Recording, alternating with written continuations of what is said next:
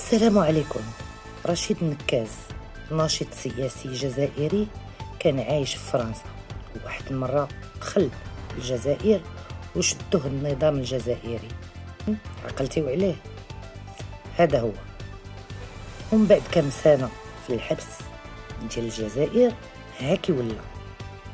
وكانوا ناضوا شي مغاربة كلهم كيكتبوا كلنا النكاز كلنا النكاز. سبحان الله العظيم، ما خرج من الحبس رجع النشاطات ديالو، يمكن ولا في تيك توك ولا شي حاجه. كيمشي لكسيدي لمراكش ما لقى ما يدير. اول حاجه هضر على اضحيه اللي تلغات في المغرب هذا العام. ثاني حاجه مشى تصور قدام كتبيه وقال لك الكتبيه اللي بناها جزائري. ومن بعد شد لك واحد الورقه مكتوب فيها بان الاراضي الصحراويه ماشي مغربيه، جات البلاد ديال الفليو بغا يشدوا الرواح، والله اعلم اشنو قال اخر.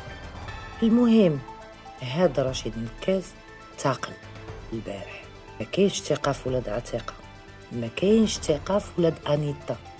وديروا الخير نتوما وجيبوا بنادم ويدخل عندكم لبلادكم ياكل في الغله ويسب المله. يعني ما كيحشموش هاد الكمامر هذا.